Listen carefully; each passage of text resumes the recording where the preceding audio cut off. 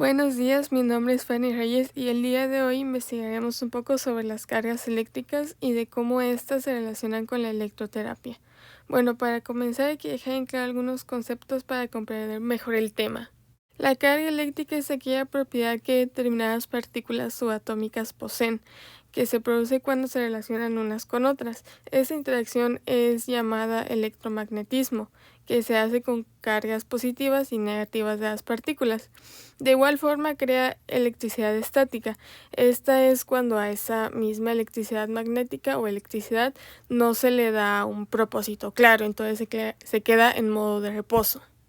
Bueno, y ya que hablamos de cargas negativas y positivas, pues también está esta ley que dice que cuando dos objetos tengan la misma carga, se van a repeler, pero cuando tengan distinta carga, se van a atraer, y esta es la ley de atracción o la ley de Coulomb.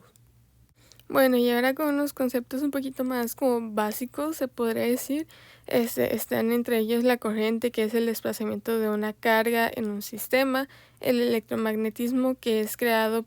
a base de un movimiento eléctrico que crea su propio campo eléctrico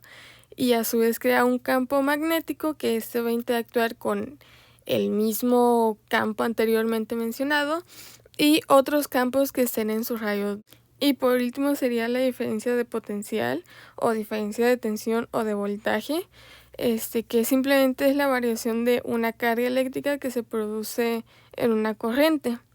Y está haciendo que si en un sistema se necesita más corriente del que ya se le está suministrando, pues esa demanda sería cumplida. Pero hasta cierto punto, si estamos hablando de aplicar la electroterapia, y a continuación les explicaré por qué y les daré un ejemplo. Ahora con esos conceptos un poquito más claros, pues ya podemos dar un poquito más a fondo de qué es la electroterapia y de cómo esta se relaciona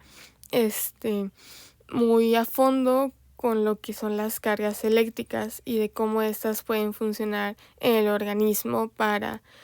que una persona pueda dejar de sentir dolor o pueda hacer que su músculo se relaje. Bueno, la electroterapia básicamente es la aplicación de electromagnetismo en el organismo para así poder crear una reacción o estímulo en y así poder tratar una patología, o en su caso también es para tratar dolor, inflamación, y para si un músculo está muy tenso y no se puede trabajar, no se puede palpar, no se puede hacer alguna maniobra con o porque también le duele demasiado al paciente, pues esta se utiliza para relajarlo y para hacer que esa tensión desaparezca. Bueno, y ya con lo que expliqué con anterioridad, pues ya podemos ver que es importante saber cómo estas cargas eléctricas pueden interactuar con nuestro cuerpo, cómo es necesario saber cómo funciona un sistema de corriente eléctrico. Por ejemplo, estas máquinas de electroterapia tienen normalmente